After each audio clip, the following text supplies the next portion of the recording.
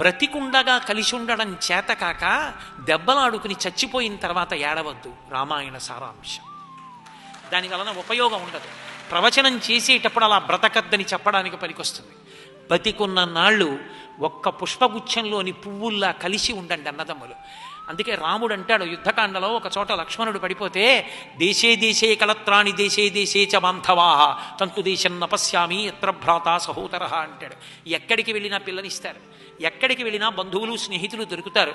తోడ పుట్టినవాడు, ఒక తల్లి తండ్రి కడుపున ఈ శరీరంతో పాటే కలిసి పుట్టిన వాళ్ళు ఇక రారు. వాళ్ళు ఈ జన్మకి వాళ్ళు ఒక్కళ్ళే.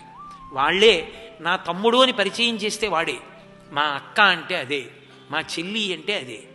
నాతో కలిసి పుట్టిన వాళ్ళు వాళ్ళే.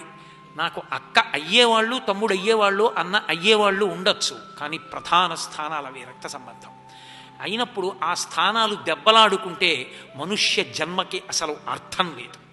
కనీసం అన్నదమ్ములుగా పుట్టిన వాళ్ళు కలిసి ఉండకపోతే, అభిప్రాయ భేదాలుంటే ఎక్కడో మీ ఇద్దరికి ఇష్టమైన ఒక్కటి చేయి చాలు.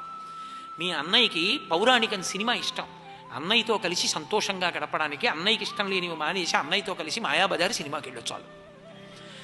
అన్నయ్యతో కలిసి అన్నదమ్ములుగా పుట్టినందుకు దెబ్బలాడుకోకుండా ఉండడానికి కావలసినంత సంస్కార బలం లేకపోతే, అన్నయ్య మాట అంటే పడలేకపోతే, కనీసం మీ ఇద్దరికీ ఏది మాట్లాడుకుంటే దెబ్బలాట రాదో అది మాట్లాడుకుని బతికేయండి తప్ప దెబ్బలాడుకుని మాటలు లేకుండా మాత్రం బతక్కండి. అలా బతికితే ఎంతమందికి చులకను. ఓ పెళ్ళి అవుతుంది, ఓ పేరంటం అవుతుంది, ఏమిటో ఆయన అంత గొప్పవాడు అంటారు కానీ వాళ్ళ తమ్ముడే రాడు, వాళ్ళ అక్కే రాదు, వాళ్ళ చెల్లే రాదు. ఎంతటి కీర్తివంతుడే ఏం ప్రయోజనం? అన్నదమ్ములు దెబ్బలాడుకోకూడదు, అక్క చెల్లెళ్ళు దెబ్బలాడుకోకూడదు.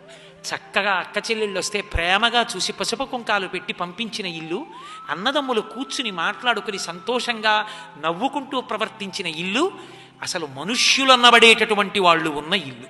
అన్నదమ్ములే దెబ్బలాడుకుంటే ఆ కన్నవాళ్ళు ఏడుస్తారు ఏ లోకంలో ఉన్నా. కాబట్టి రామాయణ సారాంశం ఒక్కటే.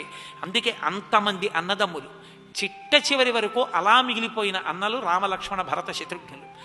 ఆఖరణ కొడుకులకి పట్టాభిషేకం చేసి అవతార పరిసమాప్తి చేసేసిన ముందు తమ్ముడు వెళ్ళిపోయారంతే. అంత అసలు ఉండలేకపోయారు వాళ్ళు. అంత అందమైనటువంటి జీవితాలు.